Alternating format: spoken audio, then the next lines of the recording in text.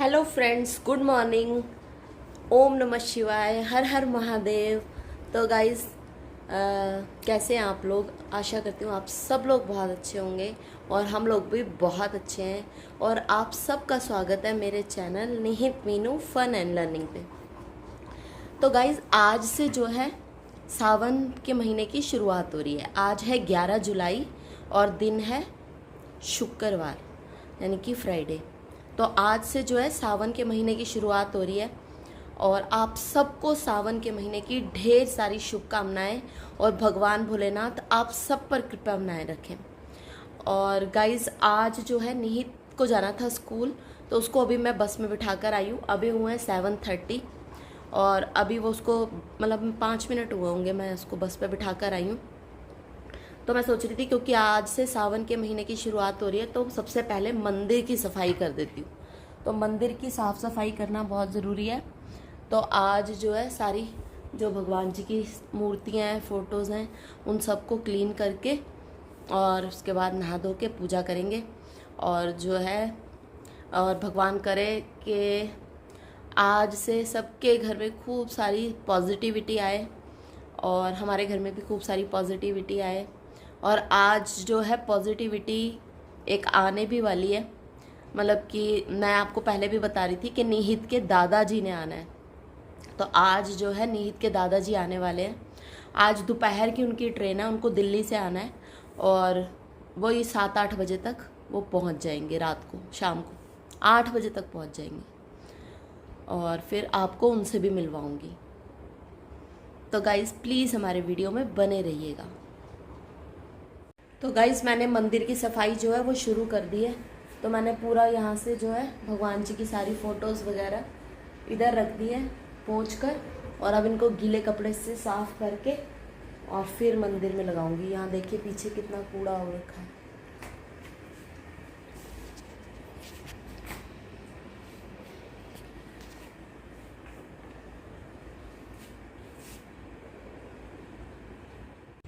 तो गाइस, जो ये वाले फूल होते हैं ना, ये धूप में ही खिलते हैं। जब निकलती है तो ही ये खिलते हैं। तो इन फूलों में ना, पता क्या होता था, जब हम छोटे होते थे ना बचपन में, तो हम क्या करते थे, जैसे आज ये वाले फूल खिल गए तब तो बहुत, मतलब वैसे घर होते थे। हमारा नॉर्मल वाला घर था, मतलब ग्राउंड फ्लोर वाला, और आंगन था। तो वहाँ पर हमने ये वाले फूल लगाए होते थे और बहुत सारे सारे फूल खिलते थे। मतलब 40 फूल एक दिन में, 50 फूल एक दिन में।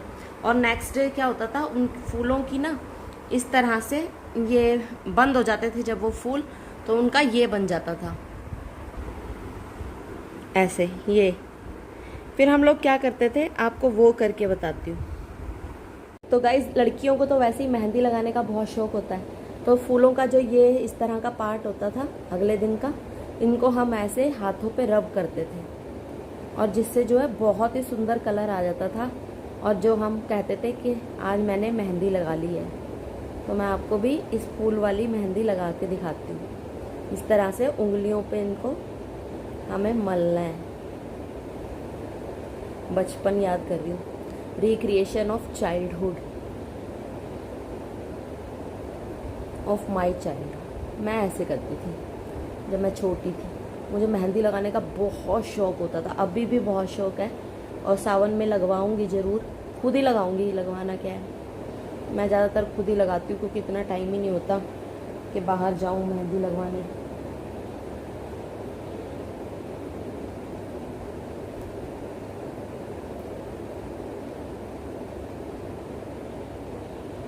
तो इस तरह से मैं अपने बचपन में ऐसे दोनों हाथों पे लगा लेती थी और फिर कहती थी, ओम देखो देखो मेरी मेहंदी कितनी अच्छी लगी है। आज मुझे वही याद आ गया। अच्छा कलर लग रहा है ना, और वैसे ही पिंक तो मेरा फेवरेट ही है। तो गाइस, कभी आपने भी इस टाइप की मेहंदी लगाई हो तो प्लीज़ मुझे कमेंट करके बताना अपने बचपन में, या अगर आपका बचपन अभी चल रहा है तो अभी आप कभी ऐसे करते हो। तो गाइज, मेड ने आज के लिए भी प्रॉमिस किया था कि 11 बजे आएगी। अब देखते हैं 11 बजने वाले हैं, आज आती है या नहीं आती। मेड ना हो गई प्राइम मिनिस्टर हो गई इतना तो प्राइम मिनिस्टर भी इंतज़ार नहीं करा रहा है जितना हमारे घर में हमारे यहाँ पर मेड करवा रही है। क्या करें। तो गाइज मेरे मंदिर की साफ़ सफाई हो गई है और जो है टाइम हो गया 11:30 से भी ऊपर हो रहा है, नहीं 11:25 हो रहे हैं, लेकिन हमारी मेड देवी अभी तक भी नहीं आई है। क्या करूँ लोगों का मैं, क्या कर पाऊंगी, मुझे तो कुछ समझ नहीं आता। यहाँ पंजाब में ना इस मामले में बड़ा बकवास है, ये मेड वगैरह के मामले में। इस मामले में दिल्ली फिर भी लाख गुना बेटर है। दिल्ली में मैं रही हूँ कितने साल, हम जब पंजाब आए थे तब निहित 2.5 साल का था, अब निहित 9 साल का है। मतलब हमें 7 साल हो गए हैं यहाँ पर। लेकिन यहाँ पे मेड का शुरू से ही इतनी प्रॉब्लम रही है ना कि क्या बताऊँ। इस मामले में दिल्ली बहुत बेटर था कि मतलब मेड आराम से मिल जाती थी और हमेशा पंक्चुअल, हमेशा टाइम से आती थी। बल्कि दिल्ली में मैंने खाना बनाने वाली भी रखी हुई थी, और क्योंकि निहित छोटा था और तब भी मैं जॉब करती थी तो बहुत दिक्कत होती थी, तो इसलिए खाना बनाने वाली भी रखी हुई थी। और वो इतनी अच्छी थी, इतनी कोऑपरेटिव थी ना, मैं क्या ही बताऊँ। सच में बहुत मिस कर रही हूँ उस चीज़ को। और यहाँ जब से आई हूँ ना मैं इतनी परेशान हूँ कि बस क्या बताऊँ। कभी कभी तो दिल करता है वापस ही दिल्ली चले जाओ यहाँ से अच्छा। फिर वो दिल्ली का पोल्यूशन और वहाँ की इतनी भीड़ भाड़ सोच के फिर घबराहट होने लगती है कि नहीं यहीं बेटर है। लेकिन क्या कर, क्योंकि दिल्ली में तो इतने साल बिताए हैं कि दिल्ली में जो है अब दिल्ली वाला माहौल है नहीं, और पीसफुल लाइफ चाहिए उसके लिए यहाँ पर अच्छा है। बट यहाँ हेल्पफुल नहीं है, मतलब लोग जो है ना, मतलब उस मामले में हेल्पफुल नहीं है कि किसी बस बातें बनवा लो जितनी मर्जी। बातें बनाने में तो सब इतने एक्सपर्ट है कि क्या बताएं। जैसे वो बोलते हैं ना कि सलाह देने वाले तो बहुत है लेकिन साथ देने वाला कोई नहीं है। और सच में यहाँ सलाह देने वाले तो बहुत है और साथ देने वाला कोई भी नहीं है। और दूसरी चीज गाइस, दिल्ली में एक्चुअली हमें, क्योंकि मेरी सारी लाइफ दिल्ली में ही कटी है, मतलब मेरी स्कूलिंग, कॉलेज, मेरी जॉब सब कुछ दिल्ली में हुआ है, तो वहाँ की हर चीज़ से ना हम लोग बहुत फैमिलियर है।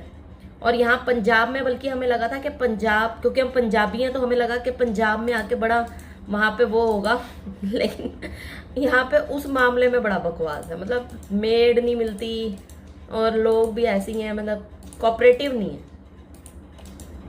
और कोऑपरेटिव के मामले में तो मैं ही क्या बोलूँ कि मैं ही नहीं बाहर निकलती ज़्यादातर घर से, सारा दिन ज़्यादातर घर में ही रहती हूँ। क्योंकि मैंने बहुत बार नोटिस किया गाइस, बाहर जाओ तो फिर लोगों को टाइम देना पड़ता है। लोग कभी किसी चीज़ के लिए, फिर कभी किटी पार्टीज़ की बात करते हैं, कभी किसी चीज़ की बात करते हैं, ग्रुपिंग की बात करते हैं, ट्रैवलिंग की बात करते हैं। बट इतना टाइम नहीं है मेरे पास, तो मैं कहाँ से अपनी फैमिली के साथ ही जितना इंजॉय कर सकती हूँ वही करती हूँ। बाकी बाहर में ज़्यादा मेरे से सोशलाइज नहीं हुआ जाता। मतलब जो मेरे फ्रेंड्स हैं वो सब दिल्ली में, कम से कम 15 फ्रेंड्स होंगे दिल्ली में। और हम लोगों के इतना अच्छा ग्रुप था, मतलब हम लोग इतना घूमना फिरना, जाना आना, सब कुछ बहुत ही अमेजिंग था। बट यहाँ पे तो बिल्कुल लोनलीनेस है, अकेलापन। या काम कर लो या फिर कुछ मत करो, बस बैठ के टाइम वेस्ट करो।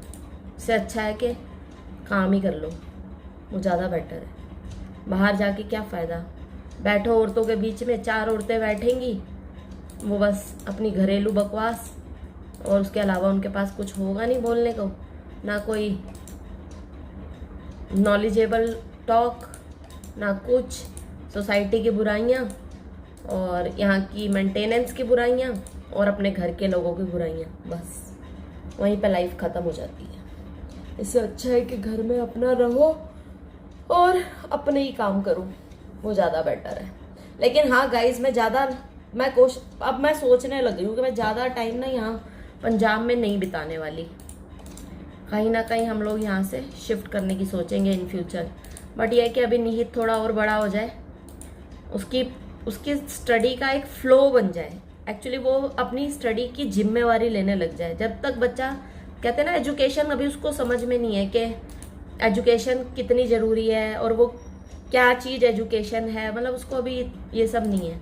उसको पढ़ना बहुत अच्छा लगता है, बहुत इंटेलिजेंट है और सब चीज़ें बहुत अच्छे से, बहुत फास्ट लर्नर है, बट वो अपनी पसंद की चीज़ें पढ़ना पसंद करता है। अभी उसको इस चीज़ की जिम्मेवारी नहीं है कि मतलब मेरे को होमवर्क, डेली स्कूल जाना, ये सब नहीं। वो सेल्फ लर्नर है और वो अजीब तरह से, मतलब सच बताऊं मैं भी सेल्फ लर्नर ही हूँ। मुझे भी खुद से ही जब मैं अपने आप जिस चीज़ के पीछे मतलब मुझे हो जाता है ना कि ये काम मुझे करना है, तो फिर मैं उसी को करती हूँ जिसमें मेरा इंटरेस्ट होता है। सेम निहित की भी वही कहानी है, उसका जिसमें इंटरेस्ट होता है वो उस पर ही ज़्यादा फोकस करता है, बाकी चीज़ों पर नहीं करता। लेकिन अभी उसको स्कूलिंग जो एजुकेशन, स्कूलिंग का अभी उसको इतना वो नहीं है, मतलब एक रिस्पॉन्सिबिलिटी अभी उसको समझ में नहीं है। शायद 12-13 साल का हो जाएगा तब ये चीज़ समझ में आएगी, क्योंकि अभी छोटा है, 4th क्लास में, थोड़ा और बड़ा होगा तब समझदार होगा। तब तक देखते हैं, जैसे कट रही है काटेंगे, बट अपनी लाइफ बेटर करने की कोशिश करूंगी। ये हुलिया और ये सारा दिन घर के ये झाड़ू पोछे बर्तन कपड़े, आई हेट दिस। मतलब ये सब जरूरी है बट सिर्फ ये ही लाइफ नहीं है, ये बहुत गलत है। मतलब कोई ढंग की मेड अच्छी और अपना टाइम से आए, काम करे और खुद भी खुश रहे और हमें भी खुश रखे, ऐसा कुछ फ्यूचर में करूँगी। बहुत हो गया अब, और बर्दाश्त नहीं हो रहा मुझसे। गाइस 1 बज गया लेकिन मेड अभी तक भी नहीं आई और लारे लगा रखे हैं इतनी देर से। अभी आधे घंटे में आ रही हूँ, 1 घंटे में आ रही हूँ, आधे घंटे में आ रही हूँ, और ना मैं नहा पाई हूँ ना कुछ कर पाई हूँ। और तब से ही बैठी हूँ कि आए तो काम करे, और बस तब से मैं ऑफिस का ही अपना काम कर रही थी और अभी तक भी नहीं आई है। अभी भी कह रही है कि आधा घंटा लग जाएगा, और नीचे मम्मी और इन्हें भी काम कराना है, वो भी वेट कर रहे हैं। मम्मी ने तो बल्कि बर्तन मांज ही दिए हैं, तो फिर अब झाड़ू पोछा उनका रह गया। तो मैंने कहा अब आएगी तो पहले मैं तुम्हारे यहाँ भेज दूंगी, पहले तुम करा लेना फिर मैं करा लूंगी। तो ये हाल है यहाँ पे, बताओ, मेड का पागल कर रखा है। और जब टाइम नहीं है आपके पास तो आप मना कर दो ना, मत बोलो, बोल दो साफ कि हमारे पास टाइम नहीं है, मतलब मैं आप कोई और देख लो। साफ मना भी नहीं करती हैं, आती भी नहीं है, झूठ बोलती हैं, पता नहीं क्या है, क्या करूं।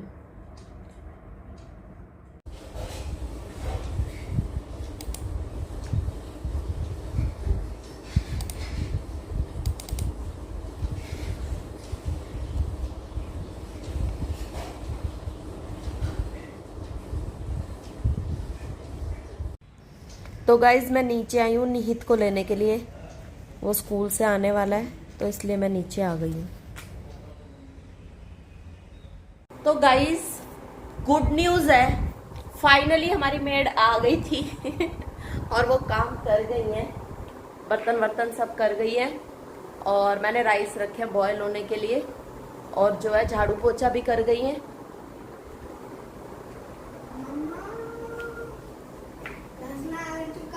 और ये आ चुका है लड़का हमारा, और पी क्या रहा है,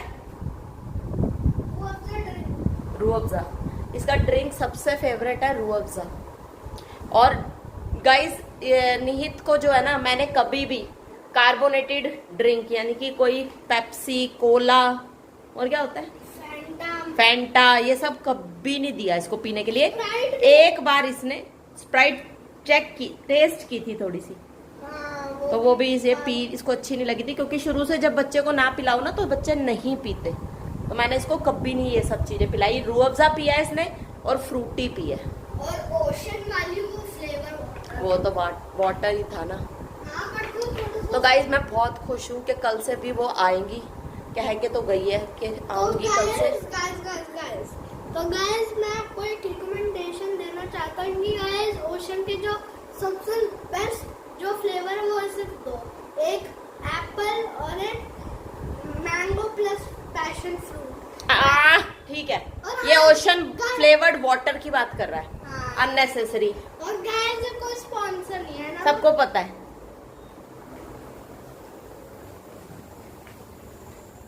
तो गाइस शाम के बज गए 7, तो आज जो है हम सो गए थे, मैं और निहित सो गए थे, और अभी थोड़ी देर पहले मैं उठी हूँ, निहित अभी भी सो रहा है।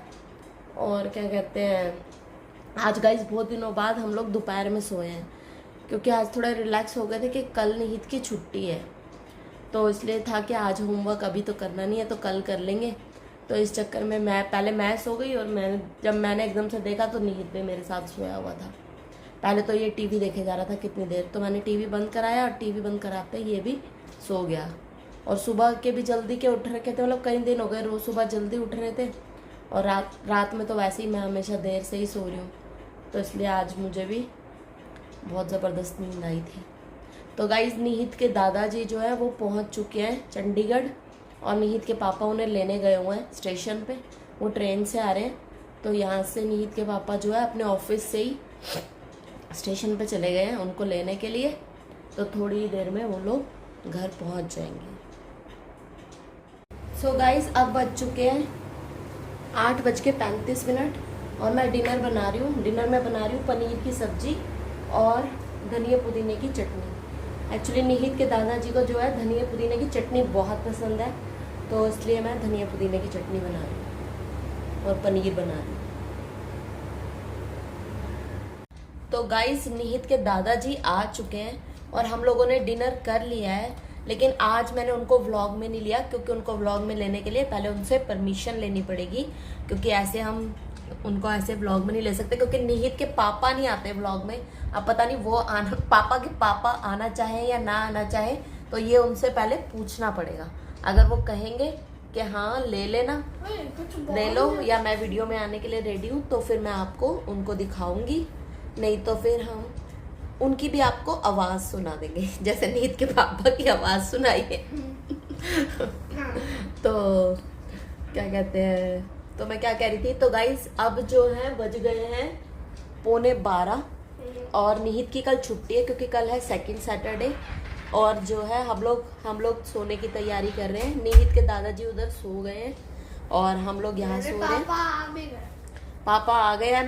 मैं अपनी फ्रेंड्स को बोल रही हूँ कि निहित के पापा से भी और निहित के दादाजी से भी परमिशन लेनी पड़ेगी कि वो व्लॉग में आना चाहते हैं या नहीं आना चाहते। जैसे निहित के पापा की आवाज़ आती है, ऐसे ही अगर हमसे हो सका तो हम इसके दादाजी की भी आवाज़ सुना देंगे। सही कहा ना? क्या हूँ? हाँ ठीक है। तो अपने पिताजी से पूछ लेना कि वो हमारे व्लॉग में आना चाहते हैं या नहीं। तो गाइस आज हम अपना व्लॉग एंड करते हैं। तो गाइस हमारे चैनल को सब्सक्राइब कीजिएगा, बेल नोटिफिकेशन को क्लिक कीजिएगा ताकि आपको सबसे पहले नोटिफिकेशन मिले। इस वीडियो को ज़्यादा से ज़्यादा लाइक शेयर और कमेंट करना। गाइस आज का क्वेश्चन कि गाइस 1 करोड़ रुपए में हम कितने रुपए प्लस करें कि 10 मिलियन नहीं 10 करोड़ हो जाए। वाह क्या क्वेश्चन है। तो guys thank you so much for watching us. Bye bye, take care, और प्लीज हमारे चैनल को सब्सक्राइब कीजिए, वीडियोस को लाइक कीजिए, और आपका एक सब्सक्राइब हमारे लिए बहुत कीमती है। तो बाय बाय, गुड नाइट।